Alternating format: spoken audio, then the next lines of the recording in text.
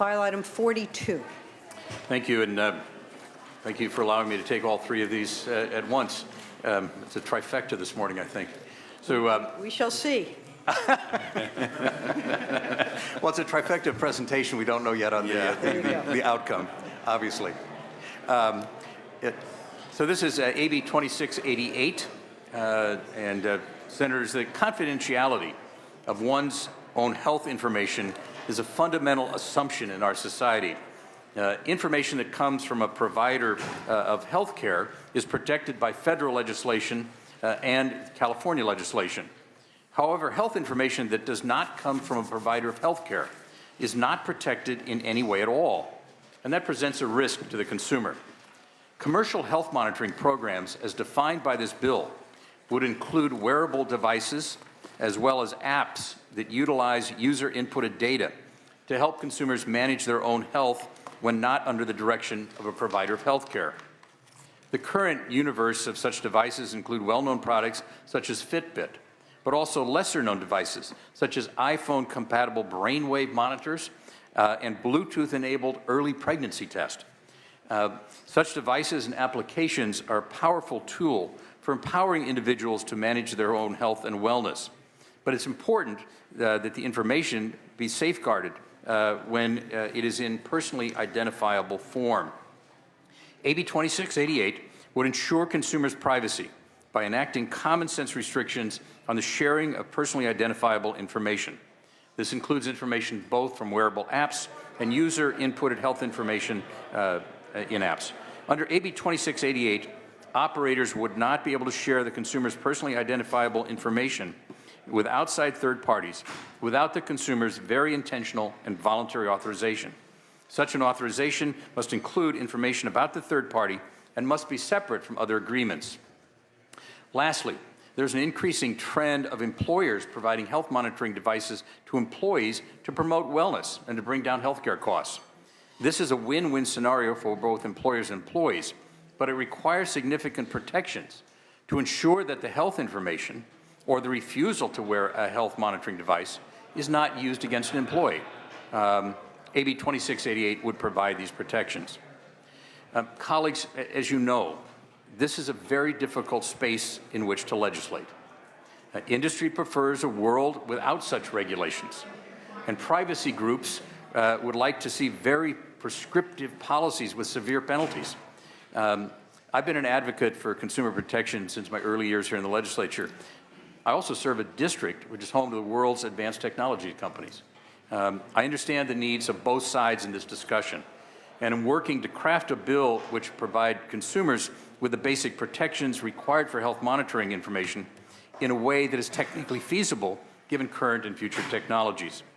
Discussions continue with all interested parties on this bill, and we have a working draft which was shared with the committee staff that addresses some of the most important concerns of consumer groups, industry, and the Judiciary Committee. There remain some areas of disagreement with some advocacy groups, and I commit to working with them over the next month to find as much agreement as possible on those remaining points of disagreement should this bill move forward today. The time for this bill is now.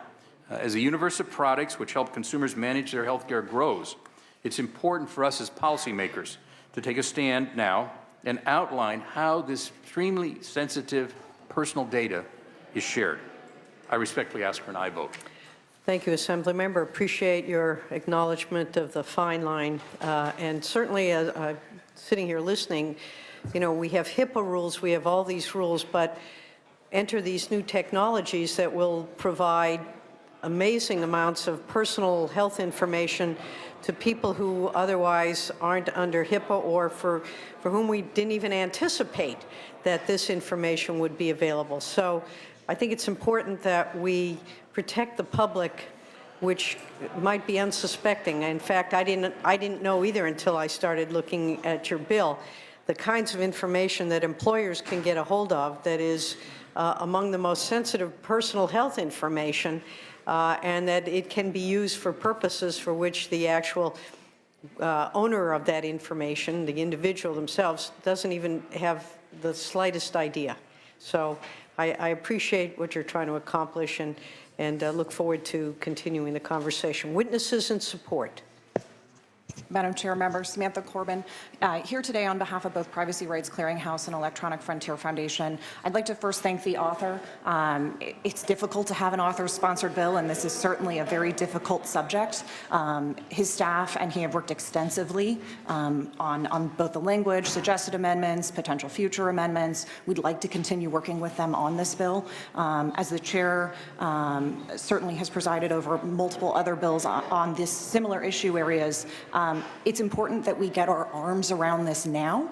I was reminded as I was thinking about what I was going to say today about the recent joint hearing that this committee held on IoT in cars and consent. And a lot of that conversation centered around the idea that folks were affirmatively consenting to have their information shared and to be tracked, and any number of other egregious things consumers really weren't aware they were consenting to simply by way of purchasing a vehicle.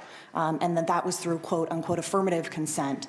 And so one of the things that we've worked on with the authors on and would like to continue to see stay in this bill and consider very important is the idea that, especially for sensitive health information that people really don't understand is being shared and may actually be in a position where to afford their health insurance, they have to opt into a wellness program and participate in this kind of data sharing.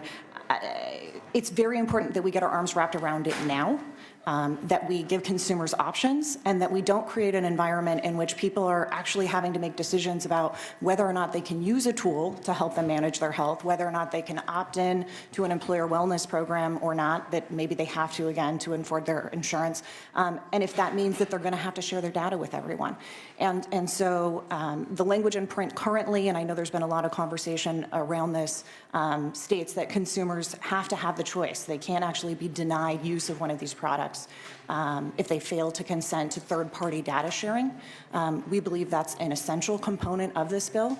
There are others, and certainly there are definitional issues that we'll continue to work on with the author's office. But again, just given the sensitive nature of this information, the fact that consumers really do not understand how and what and where it's being shared, we urge you to pass this bill out today and look forward to continuing to work with the author's office. Thank you very much. Appreciate that. I agree wholeheartedly. Any other witnesses in support? Any witnesses in opposition? Witnesses in opposition, please step forward. Two individuals, 2 minutes each.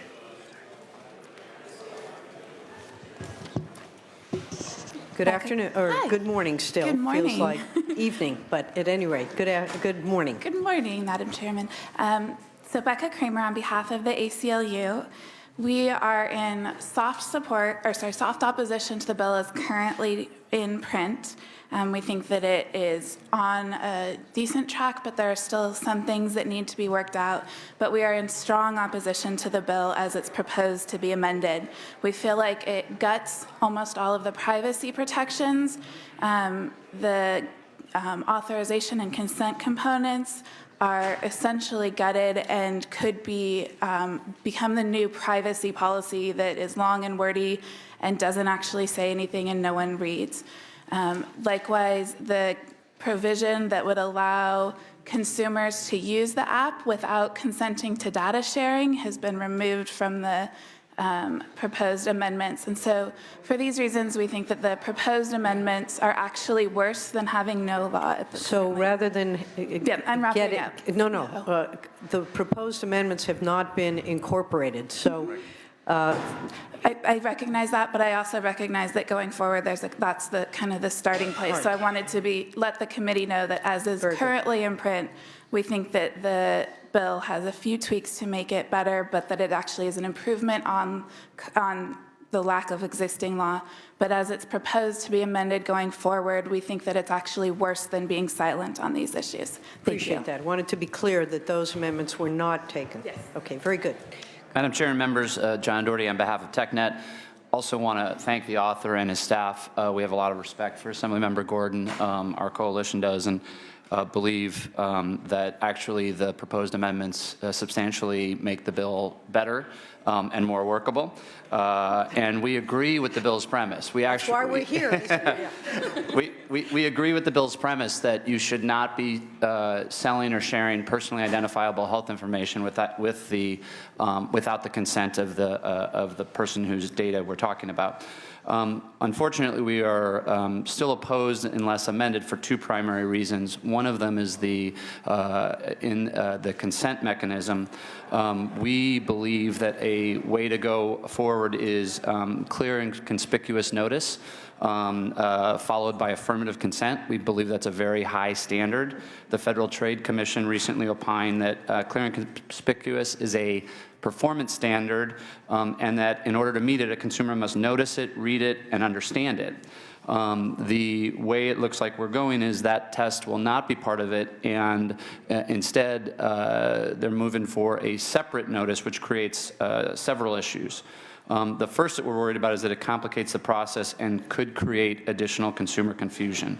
So if you have a very innovative, new, interactive, or integrated video or dashboard that succinctly explains your entire policy privacy in a way that people will actually read, you'll have to pull that apart and make sure that the consumer gets and navigates through at least two separate consents.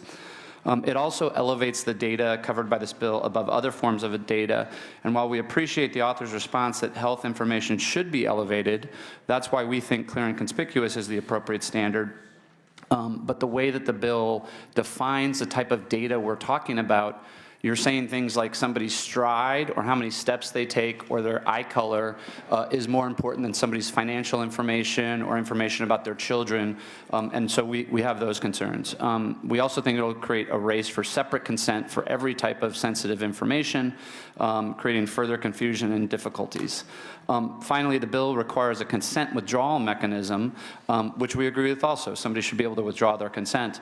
But we are asking for a clarification that withdrawal could mean that the product or service no longer works. So if it was an organ donor registry, it doesn't work if you're not sharing your information. If it's a workout, group workout exercise, doesn't work. And we also think that it should be clear that that could lead to the termination of the relationship. If your product is based upon, is supported by sharing data, and you no longer want to do that, that's fine. We won't do that anymore, but you may not be able to get the free service. So I have to shut you off at this point. I apologize. This is a discussion that is ongoing. We'll continue, and I'm sure that those concerns and those others will also be expressed, and we look forward to the discussion continuing. Appreciate the time, Madam Chair. Thank you. Other witnesses in support, name and affiliation, please. Excuse me, in opposition. I saw a stunning look on your eye there. I didn't get up there. Wasn't that stunning? Robert Callahan with the Internet Association. Echo the previous comments of Mr. Doherty.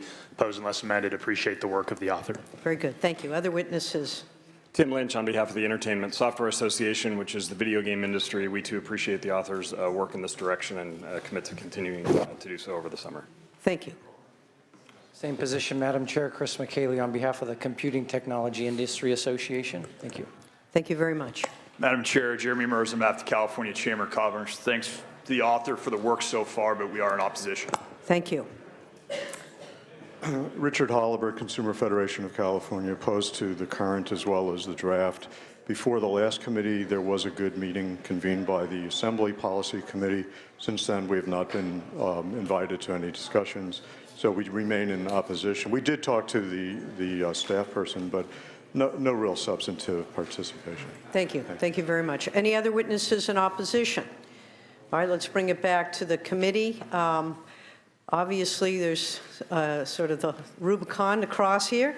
I hope that you will include, and I know you to be concerned about consumer protection and all. And certainly, this is, again, part of a new era of information gathering and data sharing, and I think the public is not necessarily aware. And I think that's very critically important. And I know you've been working diligently with all the stakeholders, and you know, my feeling is if we hold the bill today, This information will continue to go unregulated, and it was testified to earlier. We have got to start getting a handle on this. It's not perfect, but again, you're sort of, going into new territory. So I would like you to continue working with our staff. We've had this conversation, and the stakeholders to address the concerns that have been raised previously and here in committee today to ensure that and from the perspective of this committee, that the privacy rights of consumers are protected. We do have a constitutionally protected right to privacy here in the state of California. Again, I say this over and over again, the federal right of privacy is implied in the Constitution. In California, it is set forth very explicitly.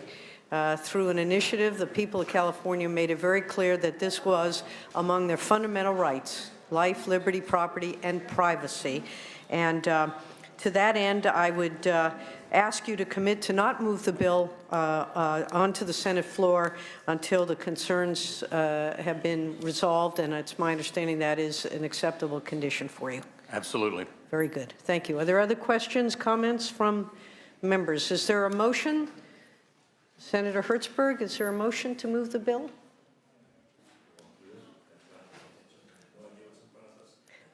Don't be so honest. Absolutely happy to be honest, but if this is this something that the This chair is, recommends? well, can we get a motion by? I'm happy to, you got a motion, I'm happy to move.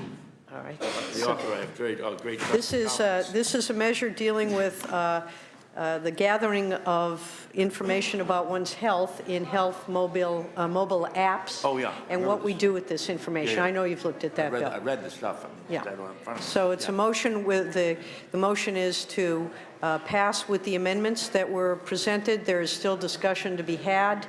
And the authors agreed to continue and will not bring the bill onto the floor of the Senate without resolution of those Perfect. issues. So moved, Madam Chair. Moved by, thank you, Senator Hertzberg. Thank you. A motion is due pass to the Senate floor. Please call the roll. Jackson? Aye. Jackson, aye. Morlock? Morlock, no. Anderson? Hertzberg? Hertzberg, aye. Leno? Monning? Wachowski?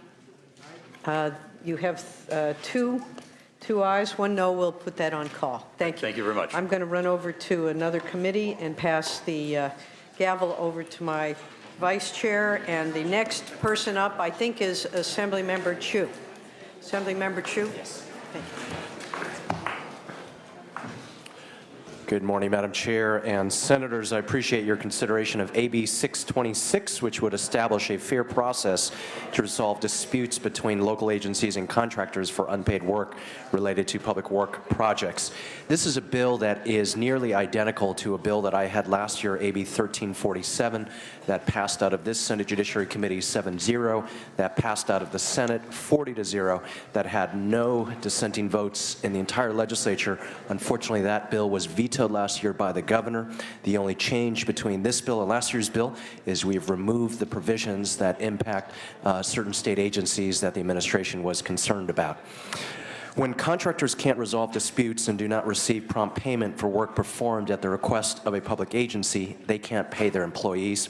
This status quo has put many of these employers and their employees in difficult financial situations. Our bill creates a clear dispute resolution process between local agencies and contractors. Due to the many bills I know you have in front of you in this committee, I won't highlight that, and we'll leave that up to some of our sponsors. But to suffice it to say, we all know that having a clear dispute resolution process will help our contractors resolve unpaid claims and avoid costly litigation. With that, I'll turn it over to our supporters. Mr. Chairman, I guess no members of the committee. Oh, two, okay. That's great, that's great. Mr. Chairman, members of the committee, Eddie Bernanke on behalf of the California Legislative Conference of Plumbing, Heating, and Piping Industry, the National Electrical Contractors Association, and United Contractors, the sponsors of this bill. I want to first thank Assemblymember Chu for his leadership on this issue. He's done an excellent job of laying out this problem, both last year and again this year, and working with our industry to tackle what is by far the most important issue facing contractors who perform public works projects in the state of California: the indefinite delay of payment for contractors is the #1 issue facing construction industry firms to potentially put them out of business, because they have to pay their material suppliers, their workers, in our case, our trust fund obligations, and are really left in a financial lurch when they aren't paid promptly for the extra work required by public agencies. I know that you have a lot of bills here today, and so we'll keep this short, but I just want to remind you that nothing in this bill requires a public agency to pay for anything that they have not approved or requested, and the bill simply lays out a fair process that we worked very hard with local agencies to get them neutral on, which they believe was fair, and the governor's office on a process in which we hope he can sign. So with that, I'm going to turn it over to Donna Rearman, the current president of United Contractors and the CEO of Stomper Company, one of our California member firms here, to give you some real-world examples of how this affects their business. Thank you. Thank you for allowing me to speak today. I'm president and CEO of Stomper Company. We're a family-run demolition company. Our area that we work in is the Greater Bay Area. We have been in business for 40 years. We're an all-union company, and we have approximately 100 men and women working in our company. As of last week, we actually have 6 third generations, so our employees stay with us a long time. The issue of delayed change order processing and payment for extra work performed on public works is a huge problem for us.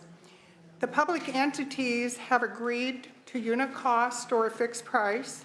They've requested the work, and they do not dispute that they owe us the money.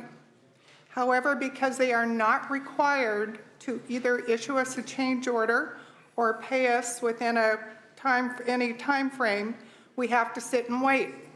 I have 2 examples. As a result of this loophole, we just received a change order for $577,000 for work we had done in September. So now we have the ability to bill for this work and wait another 60 to 90 days for payment.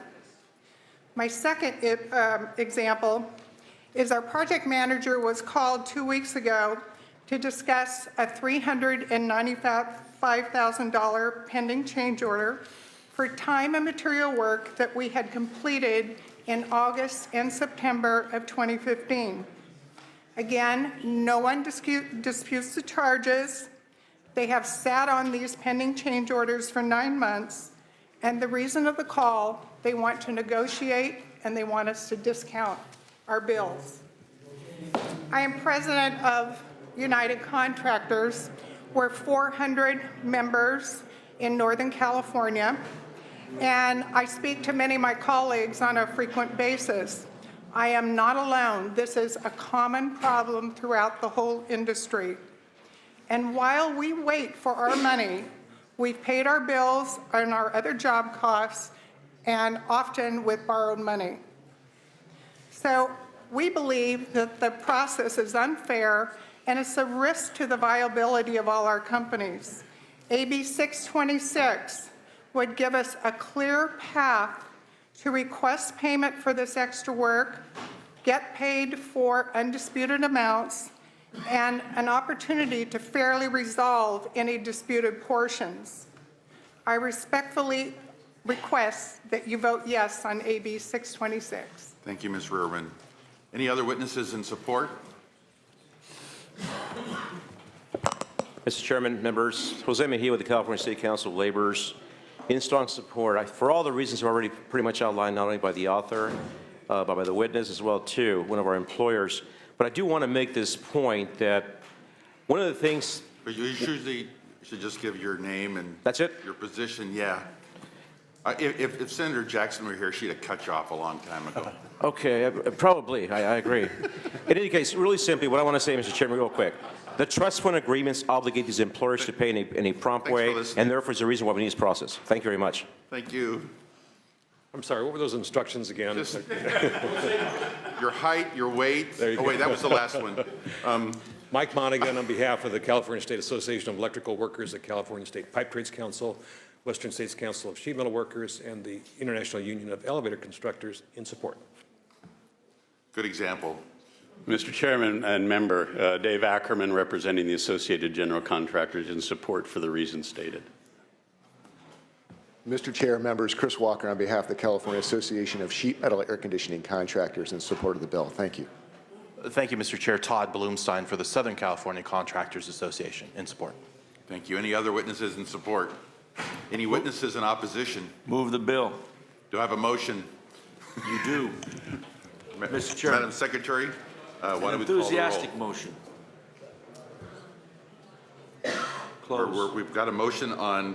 In opposition, you got to tell us who wants to say anything. Oh, I'm sorry. I should allow Assemblyman Chu to close. I apologize. I respectfully ask for you to close and for your aye votes. Thank you. We have a motion. Madam Secretary, let's call the roll. The motion is due pass to Senate Appropriations. Jackson. Morlock. Aye. Morlock, aye. Anderson. Hertzberg. Aye. Hertzberg, aye. Leno. Monning. Wachowski. Thank you. 2-0. We'll hold it open. Assemblyman Chu, thank you for your time and your patience.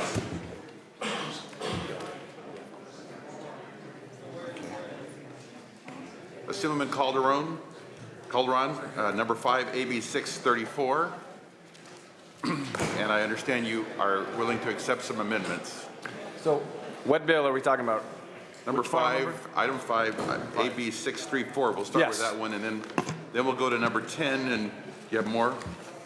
We got such a long. I just have 2 bills, that's all. Just 2 bills, great. Yeah, I'll be accepting the amendments. Thank you, Mr. Chair and members. AB 634 is to protect the privacy of Californians who purchase timeshares. The goal is to prevent timeshare owners from having their personal information sold to third parties, including those entities that use the information for fraudulent purposes. The problem is that timeshare owners are presently able to get the list of every member of their association.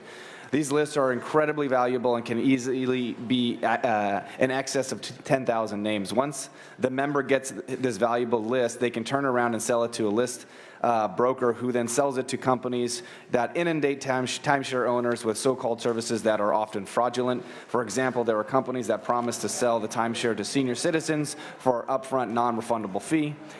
Dissemination of such a list can expose owners' personally identifiable information. Often a timeshare is not an owner's primary residence, and the information provided in the list in many cases is not public information. The problem became worse in 2010 when the District Court of Appeals held that the California Corporations Code grants members of a nonprofit mutual benefit corporation the right to obtain names, addresses, and voting rights of the members. Since many timeshare associations in California are nonprofit corporations, the ruling applied to them. Based on the court's ruling, it is considerably more difficult to protect the privacy of timeshare owners. As a result of the ruling, any timeshare owner can easily get their nonprofit association's list and sell those lists to any third party. The committee has raised concerns that the bill will limit the ability of timeshare owners to communicate with each other. The committee has also suggested a different approach by giving some amendments, which I, at the beginning, stated I will be taking. The bill is sponsored by the American Resort Development Association, which represents the interests of over 1 million timeshare owners nationwide, including many thousands in California. The timeshare owners that they represent want to put a stop to the selling of their names to third parties. I respectfully ask for an aye vote, and with me in support, I have John Caldwell representing ARDA and ARDA ROC to answer any questions. I'll make it brief. John Caldwell on behalf of the American Resort Development Association and Arda Rock, which represents the interests of over 1 million timeshare owners nationwide, including many thousands in California. We have heard this complaint over and over again about members' lists being sold and people being inundated with junk and fraudulent purposes. And this is an attempt, with the help of this committee, to try to protect those lists so that it's only used, those lists are only used for legitimate purposes. Thank you, Mr. Caldwell. Are there any other witnesses in support?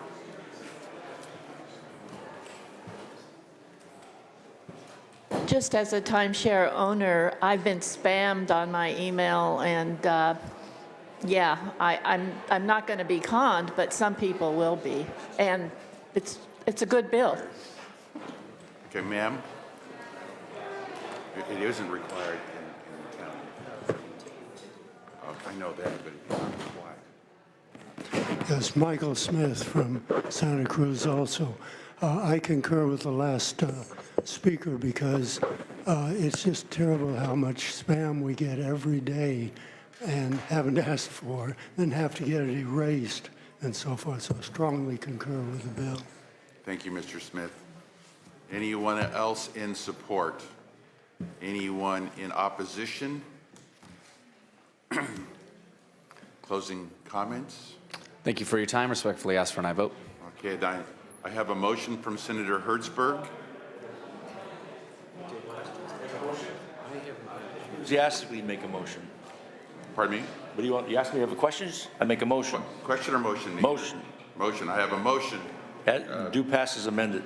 Okay, and then the amendments. Just got